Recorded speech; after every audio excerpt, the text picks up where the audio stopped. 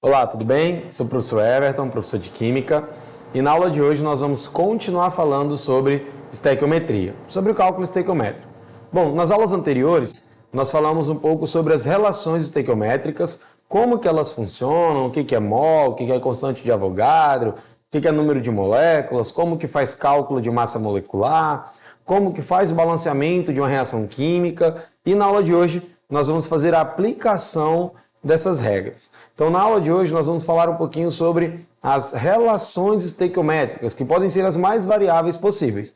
Nessa aula, estou trazendo para vocês as principais relações estequiométricas, que podem ser massa-mol, mol-mol, massa-volume, volume-número de moléculas, e hoje nós vamos ver como que essas relações elas funcionam dentro de um problema, dentro de uma questão de química, tudo bem? Então vamos lá, acompanha comigo aí na tela. Olha só, a primeira relação estequiométrica é uma relação mol-mol. Nessa relação, eu preciso primeiramente definir qual é o número de mols entre as partículas. E a gente viu na aula anterior que o número de mols ele é necessariamente o balanceamento da equação, aquele coeficiente estequiométrico, né? O número que fica na frente da equação. Então a primeira coisa que nós devemos fazer é balancear a equação. Então, olha só, olha o probleminha aí na tela. Considere a reação química representada pela equação química não balanceada. Então, eu tenho uma reação ferro metálico reagindo com gás e oxigênio, produzindo óxido férrico, né? Fe2O3. E o probleminha diz o seguinte, ao utilizar 4 mols de ferro metálico, quantos mols de óxido férrico serão produzidos? Bem, veja só, eu tenho uma equação desbalanceada, então é necessário fazer esse balanceamento, e foi a nossa aula anterior sobre balanceamento. Lembrando que balanceamento é igualar os lados, né? A massa do reagente ela deve ser igual à massa dos produtos, então preciso fazer essa igualdade, eu preciso realizar esse balanceamento antes de resolver a minha questão. Então o primeiro passo é justamente esse, olha só na tela. Então fazendo esse balanceamento, como que fica? Nós vimos que eu tenho que perceber quem aparece uma única vez no reagente, uma única vez no produto, quem tem o maior índice, e fazendo isso eu troco esse índice e sigo para o próximo elemento, assim sucessivamente. Então olha só, eu tinha um ferro no reagente, 2 oxigênios no reagente, no produto 2 ferros e 3 oxigênios. Percebi que o oxigênio tem o maior índice, então eu troquei esse índice do oxigênio, agora ficou 3O2. E do outro lado, qual o número que eu multiplico por 3, que é 6? Então esse número ele é 2, né? Então eu coloco um 2 lá na frente, e aí fazendo essa multiplicação, eu tenho 4 ferros agora no produto e 4 ferros no reagente. Então minha equação está devidamente balanceada.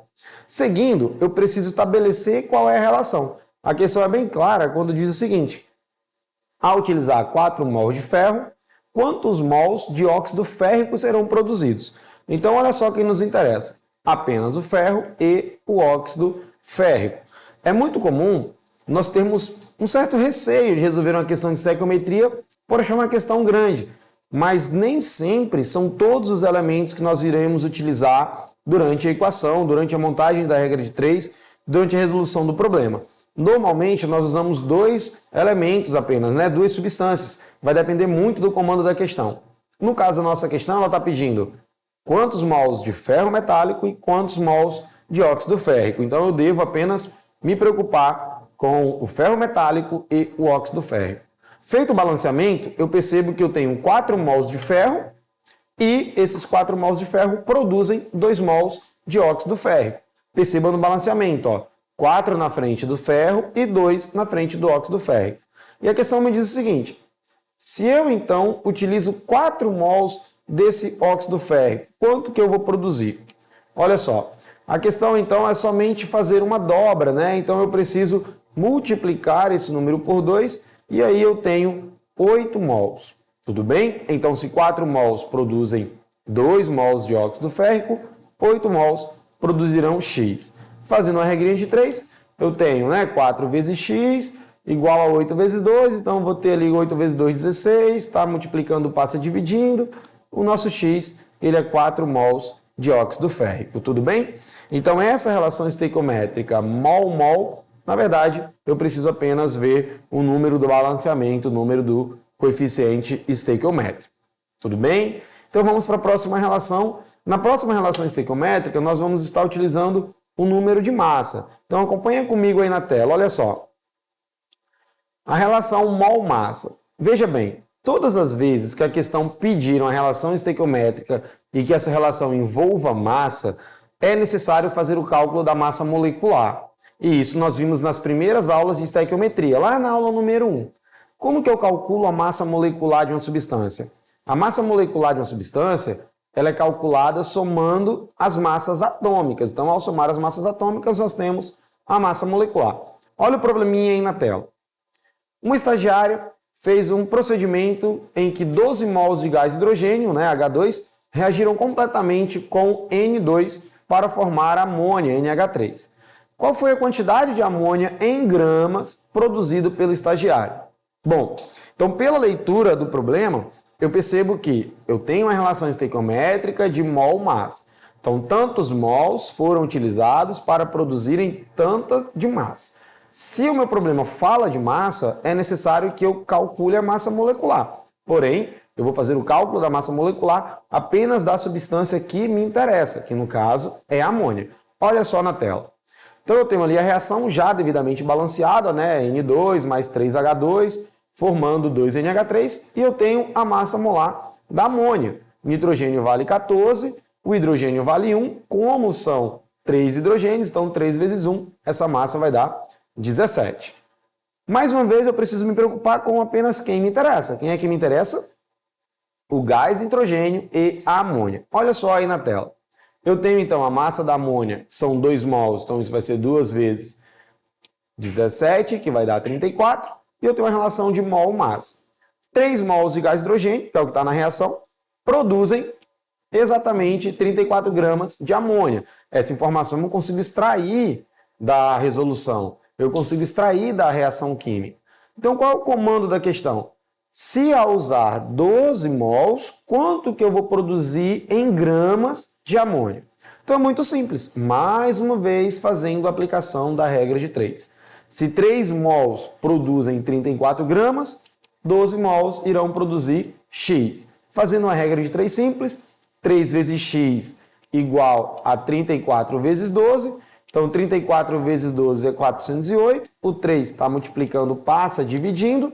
E aí eu tenho 136 mols de amônia. Perceba também que essa equação nós conseguimos fazer pela lei de Prost, que foi a nossa aula número 2 sobre estequiometria. O que é a lei de Prost? É a lei das proporções definidas. Então, há uma proporção estequiométrica e eu posso apenas realizar essa proporção. Então, olha só, quando eu saio de 3 para 12, eu estou aumentando aí 4 vezes esse número de mols. Então, bastava que eu aumentasse também 4 vezes a massa da amônia. E aí eu teria, então, 136 mols ou 136 gramas de amônia como resolução. Tudo bem? Então, aí eu tenho uma relação estequiométrica mol-massa. Próxima relação é massa-número de partículas. Olha o que diz o problema. O cloro pode ser obtido por meio da reação entre dióxido de manganês e ácido clorídrico. Se forem utilizados 29 gramas de manganês, quantas moléculas de cloro serão produzidos? A mesma situação. Eu tenho a equação balanceada. Essa equação ela envolve uma relação de massa. Então, se eu preciso da massa, eu preciso obrigatoriamente calcular a massa molecular. Isso é fato, é unânime, tá, pessoal? Todas as vezes que a questão falar de massa, há uma necessidade de calcular a massa molecular. Ah, Everton, professor, eu vou calcular a massa de todo mundo? Não, você vai calcular a massa daquilo que te interessa, aquilo que a questão está falando. Então, a questão está falando para a gente, ó, se forem utilizados 29 gramas de dióxido de manganês. O dióxido de manganês está selecionado aí na tela, é MnO2. Então, calculando a massa dele, nós vamos ter o manganês é 55, o oxigênio é 16, então são 2 oxigênios, 2 vezes 16 dá 32, com 55 87 gramas por mol.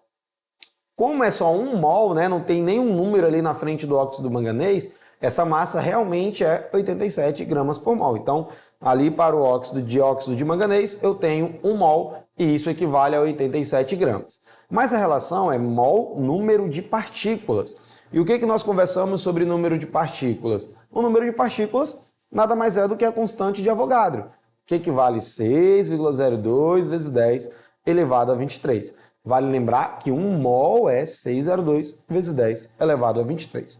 Então, quando eu olho ali para a reação, né, para o cloro, olha o que eu tenho. Eu tenho 1 mol de Cl2, também está selecionado. Então, o número de partículas de Cl2 é 6,02 vezes 10 elevado a 23 moléculas.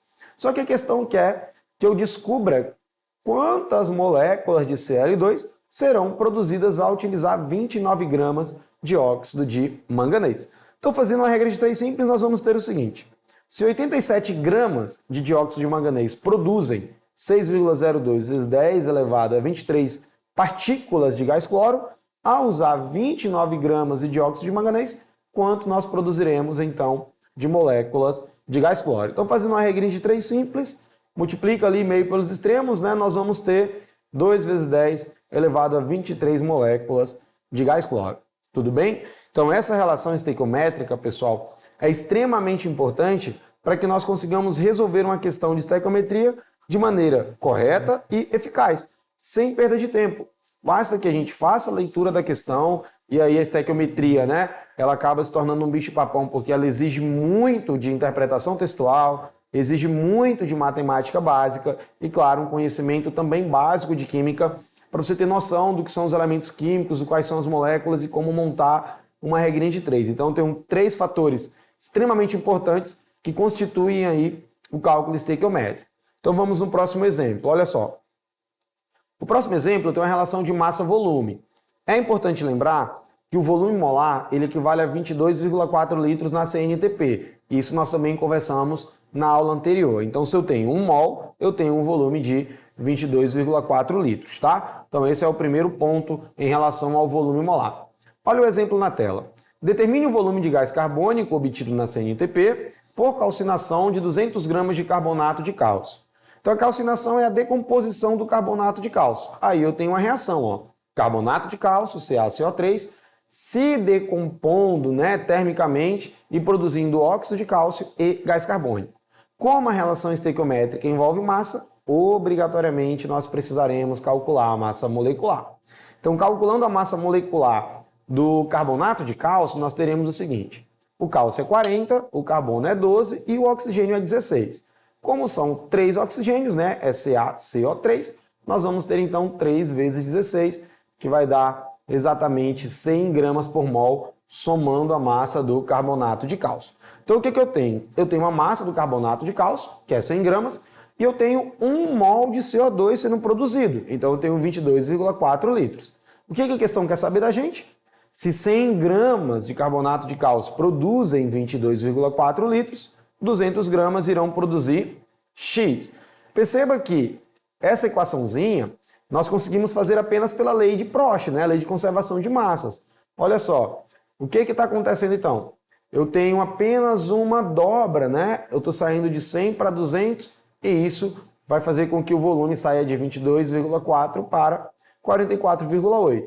Ah, professor, eu não lembro da lei, mas eu lembro que eu consigo resolver isso de maneira estequiométrica, montando a regra de 3, fazendo a resolução da questão. Tudo bem, pessoal. O tempo é de cada um, a matemática básica é de cada um, não tem problema. Se você não percebe que de 100 para 200 está dobrando, então do outro lado também tem que dobrar. Desenvolve a conta, como vocês estão acompanhando aí na tela, e nós vamos ter um volume molar de 44,8 litros de CO2. Vale lembrar que esse 44,8 litros também pode ser convertido para mol, né? Se 1 mol é 22,4, 2 mols serão 44,8. Tudo bem? Então, nós vimos aí as relações estequiométricas que podem aparecer para a gente em provas. Então, monta a regra de 3 e desenvolve. Vamos resolver algumas questões para vocês entenderem como que é a aplicação dessas relações estequiométricas. Olha só. Então, eu tenho aí na tela, olha aí. Essa questão, né, eu terminei a aula anterior pedindo que vocês resolvessem essa questão para que a gente conseguisse fazer a resolução dela na próxima aula. Então, olha só, a questão diz o seguinte, vocês vão encontrar essa questão lá no livro 1 do Prepara Enem, a questão número 4, está na página 156. A questão diz assim, o sarin, uma das armas químicas provavelmente utilizada pelo governo de Bashar al-Assad contra os rebeldes na Síria, é um poderoso gás neurotóxico descoberto na Alemanha na véspera da Segunda Guerra Mundial e é utilizado no atentado contra o metrô de Tóquio em 1995. Esse gás tem massa molar de aproximadamente 140 gramas e afeta o sistema nervoso, provocando a morte por parada cardiorrespiratória. A dose letal para um adulto é de 0,5 miligrama. Então, o número aproximado de moléculas em uma dose letal de gás é... Então, olha só. A questão está me dizendo que existe um gás letal, que esse gás letal tem uma massa de 140 gramas e que a dose letal dele é de 0,5 miligrama. E a questão quer saber qual é o número de moléculas dentro de uma dose letal. Então, se a massa desse gás é de 140 gramas, eu tenho então uma massa de 140 gramas por mol. Acompanha comigo aí na tela a resolução da questão. Olha só. Então, primeiramente, 0,5 miligrama equivale a 5 vezes 10 elevado a menos 4 gramas. Lembrando que miligrama para grama, a gente divide por 1000. Então, eu tenho o seguinte, ó, 140 gramas equivalem a 1 mol, porque é a massa molar do composto. Então, eu vou ter 140 gramas equivalendo a 6,02 vezes 10 elevado a 23 moléculas desse gás. Só que a dose letal para um ser humano é de 0,5 miligrama. Então, em 0,5 miligrama, nós teremos quantas moléculas? Lembrando que 0,5 miligrama foi convertido para grama. Então, aí, montando a regra de 3 simples, eu vou ter 140x igual a 5 vezes 6 vezes 10 elevado a menos 4 vezes 10 elevado a 23. Então, muitos de vocês têm sérios problemas em trabalhar com notação científica, mas é a mesma base. Então, repete ela, deixa ela quietinha aí. Então, o que nós vamos fazer? Nós vamos multiplicar 5 vezes 6, que vai dar 30. Aquele 140 está multiplicando, ele vai passar dividindo, então nós vamos ter 140 dividindo, então vou ter 30 dividido para 140. Bases iguais, né, pessoal? Repete a base e somos expoentes. Nesse caso, como os expoentes eles têm sinais contrários, um é positivo e o outro é negativo, nós vamos subtrair esses expoentes e conservar o sinal do maior. 30 dividido para 140 é 0,21 e menos 4 mais 23 é 19. E aí nós precisamos andar uma casa para frente, nós vimos isso, né, nas nossas aulas, que o número de Avogadro ele precisa estar entre 1 e 10, ele não pode ser menor que 1 e ele não pode ser maior que 10. E aí então eu vou ter 2,1 vezes 10 elevado a 18, sendo então o nosso gabarito a alternativa A. E aí, acertaram? Conseguiram fazer? Espero que sim, pessoal. Então vamos lá, vamos na próxima questão.